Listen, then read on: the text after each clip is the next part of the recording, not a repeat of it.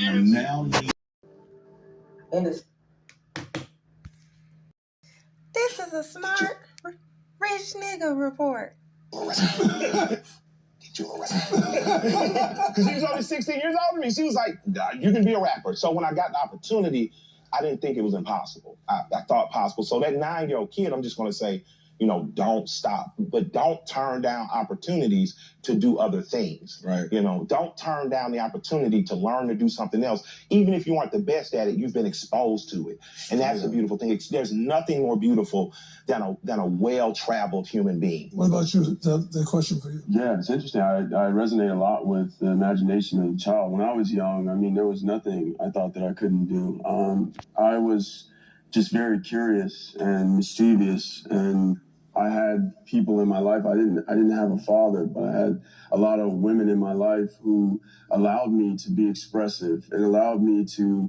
I would throw on my aunt's wig and dance around in the mirror when I was really young, and told me that it was okay and it was a safe space to be expressive. And that was really important in my formative years, to know that it was okay to do that. Kids don't have all of the jadedness that we come along with, the failures and the years of trying to do things and not following through. They're balls of potential. I don't want to say you got to pass that rock, but I don't feel like that's appropriate to say. You got to encourage them to shoot the ball. You got to encourage But this person has been paying too much goddamn. and what we can accomplish together, and to be on the show that was like a real, we're taking the Black experience and kind of trying to polarize it and make it digestible and understandable to people that may not understand it, and also lend voices to those who, feel how it feels to be Black and exist and be Black. And what I was really inspired by was Donald.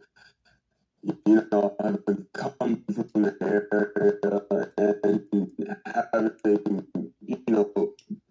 been able to get to a point where he was able to bring his city back and express his city to the masses through his perspective. And that was something that I thought was.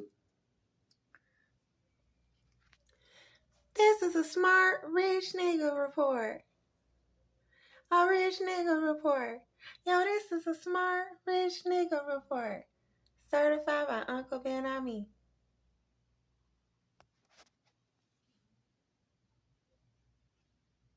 Uncle, are you going to rewind that remix back? Oh, God.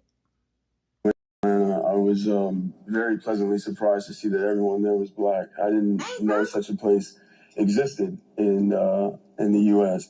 And I'm from San Bernardino, which is right, an hour 30 north of here, LA, and it is. You got a lot of different influx of cultures, but you don't see Black people populating in the bankers, they're working at the airport, they're, everywhere you go, there's a Black person that's employed there. And I just thought it was really beautiful.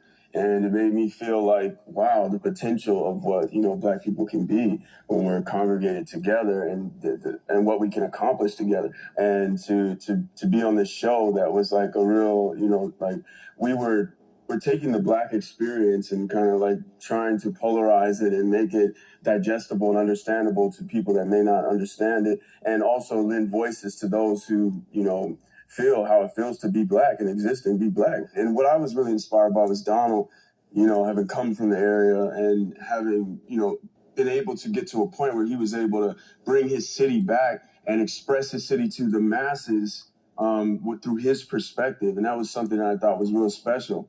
and that more of us should be doing, is taking ownership of our narrative, and him being the one that's penning it. It's like nobody else is telling us what blackness looks like. This is coming uniquely from a black man. You know, you get a lot of scripts and it's written by other people who don't live our experience, and they want to tell us what being black is, which is also why I think it's important to be selective. We need to get your point of view on that. I advise all players and athletes and artists that I meet. I say, buy something in Atlanta. I said, I don't buy a house for your baby mama, your mama. Why Atlanta? Well, why? I have a house in Atlanta. Why Atlanta? Because you're not playing from a defensive position. Atlanta's more than just a black city. It's a city. 1906, there was a huge riot there, right? Something gets worked out between the white class and the black class to say, hey, we're going to be a southern city that destroys itself. And at this time, it's known for